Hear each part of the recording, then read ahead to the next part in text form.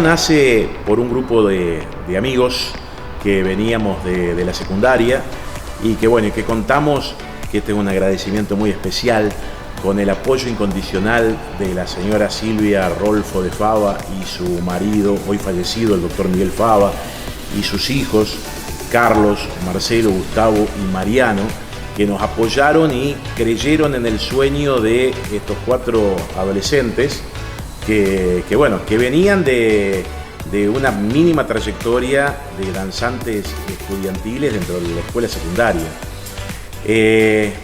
La familia de la señora de Fava, nos apoyó, creyó en nosotros y hoy 35 años después seguimos acá, pero más los 2 que llevó la construcción de esto. Y por eso le vamos a estar eternamente agradecidos por haber confiado en nosotros.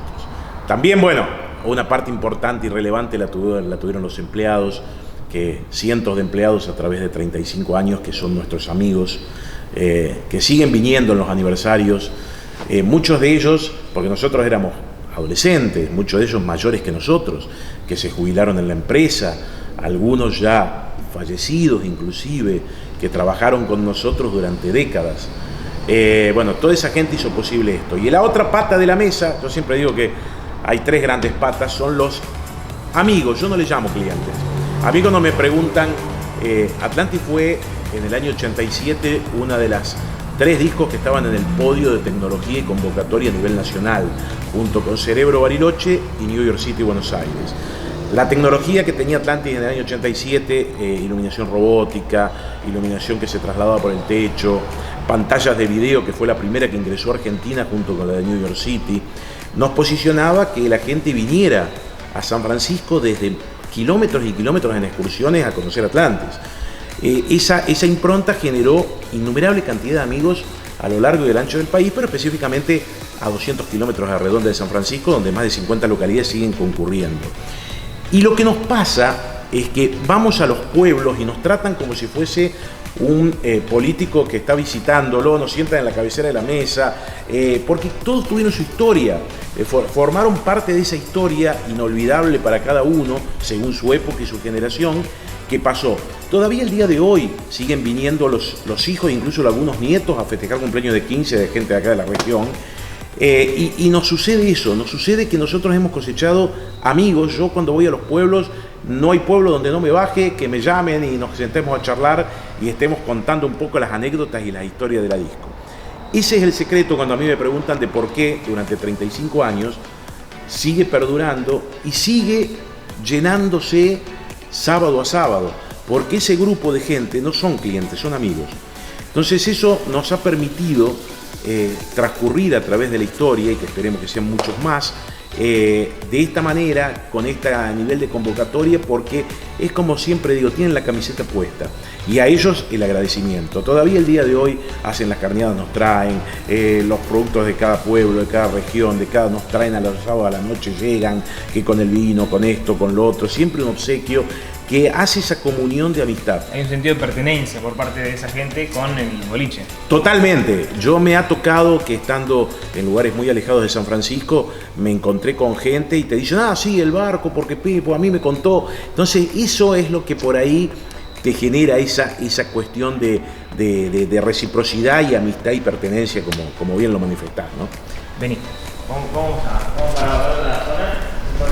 Bueno, la realidad surge con el local. Cuando ingresamos, y este local es un local bastante más largo que ancho, ante lo cual esa época eran los boliches temáticos, New York City en Buenos Aires con la ciudad, lo que se daba con Grisú en Bariloche con toda la parte de las estalactitas, las estalagmitas y todo.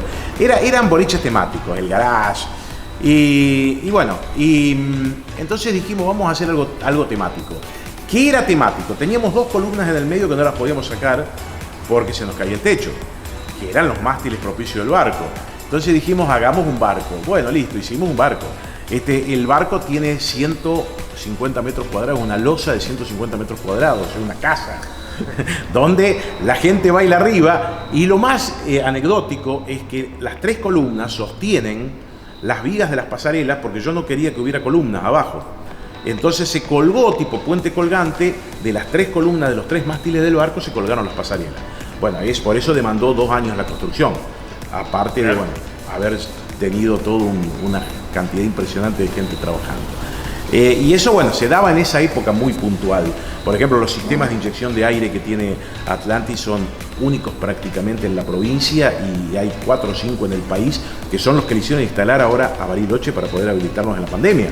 Acá se renueva el aire cada 20 segundos, completo de todo el local. Eran cosas que se hacían en esa época donde este negocio era altamente lucrativo. Hoy ha dejado de serlo, pero en ese momento era altamente lucrativo. El negocio de la discoteca bailable, ¿no? Que siguen siendo lucrativos los locales bailables de los centros turísticos, que son los que en definitiva perduran en el tiempo. Por eso yo siempre digo que Atlantis es la gran excepción, es la mosca en la leche, porque 33 años hasta la pandemia sin cerrar un solo sábado nos posiciona como la disco de mayor perdurabilidad sin cerrar un solo sábado en Argentina. El que nos sigue tiene 19 años. Así que imagínate la brecha. Y ahora, bueno, hay que empezar a volver a contar después de la pandemia, lamentablemente. Pero bueno, es un poco así la historia. Y Atlantis es como un hijo. Es decir, es algo que lo vimos crecer de adolescentes. Nosotros cuando empezamos con la historia de la noche allá por el 2 de mayo de 1982, un poco antes de Atlantis, éramos adolescentes de 16 años. Estábamos en la escuela secundaria, en 5º año del colegio secundario. Y así empezamos en su momento con Albatros, después nos fuimos a Cerao, arriba de la Libertador, y esos 4 años trabajando a full sirvieron para juntar la plata para empezar a construir esto, que bueno, que nunca llegamos a terminar de juntarla, después nos largamos y la terminamos con una chequera, pero esa fue un poco la historia de una locura de adolescentes, nada más que eso. O sea, fue un momento muy, muy particular en la vida, que después por esas cosas que te contaba, por esas amistades, esos lazos que se nos hicieron con toda la gente de la región, bueno, uno la fue llevando, y el día de hoy tenés esta impronta de perdurar, por suerte, en un negocio donde, te vuelvo a repetir, es más una reunión de amigos cada sábado que un negocio en sí mismo. Sí, nosotros seguimos trabajando todavía con el mismo público de 150 kilómetros la redonda. Tenemos gente, obviamente, acá es para mayores de 25 años, después anexamos el sector de Hollywood al lado, que es para mayores de 35, pero seguimos trabajando a full, con capacidad plena dentro de las posibilidades, y es una historia que prácticamente te diría que en los 35 años de la disco, con excepción de los 2 años de pandemia, se ha repetido. Hemos tenido algunos bajones de público, pero nunca fueron importantes como para que interrumpiera el funcionamiento del negocio, lo cual es cuando nosotros nos ponemos a charlar, ahora que hicimos una cámara por la pandemia de discotecas de todo el país, que empezamos 6.000 discotecas y quedamos 2.000 y chirolita en pie. Bueno, en los Zoom charlábamos, y con los más viejos bolicheros del rubro, todavía hay gente muy grande, que nosotros empezamos muy chicos, pero los que empezaron junto con nosotros, los dueños de New York City, los Fabre, el dueño de los boliches de Bariloche, que tenemos anécdotas de aquellos primeros tiempos de la década del 80. Hay que ubicarse que en la década del 80 no había internet, no había redes, no había Instagram, no había Facebook, no había celulares, y no había ni siquiera teléfono de línea, porque los teléfonos de línea no andaban. Entonces, toda convocatoria, de repente nosotros estuvimos 6-7 meses teniendo que llorar porque se nos iba gente.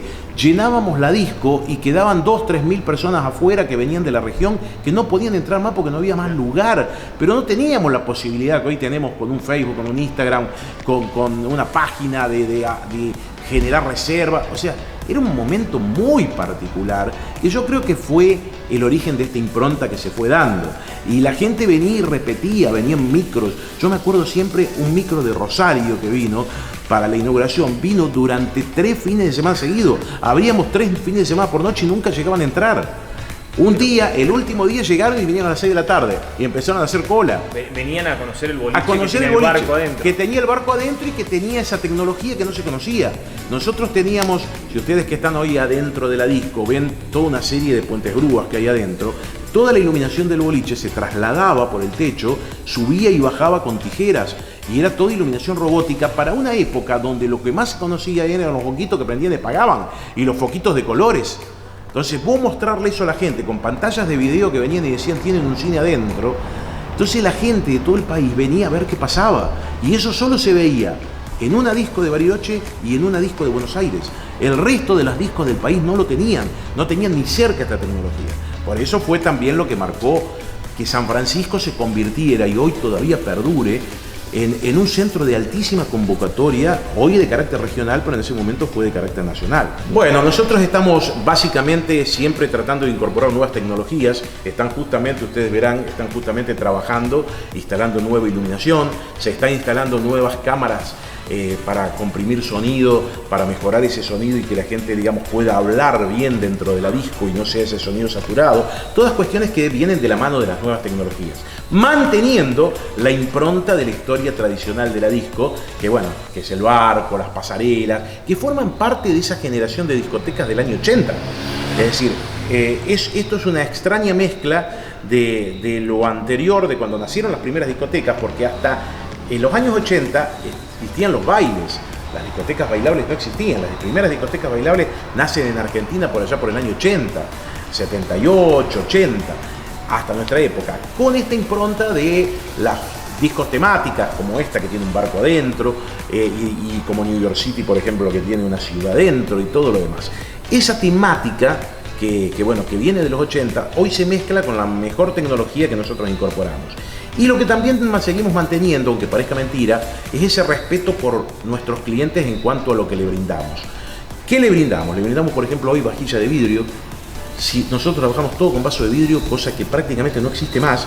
¿Por qué? Porque realmente el vaso de plástico es, a nivel bromatológico, es un disparate total en cuanto a lo que es la higiene.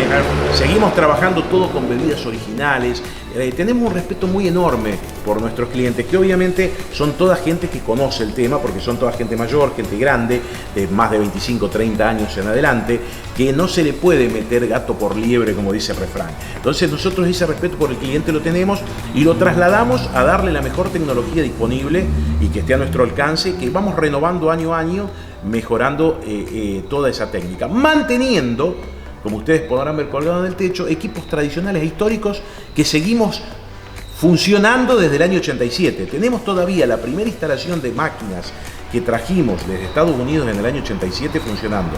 La reparamos, la hacemos, pero que eso forma parte de la historia, es como la fachada de un edificio antiguo que tiene la otra tecnología atrás. Pero esos equipos siguen funcionando y aunque no lo creas, a pesar de los altos costos que implica mantenerlos andando, tienen mucha mayor potencia que los equipos actuales.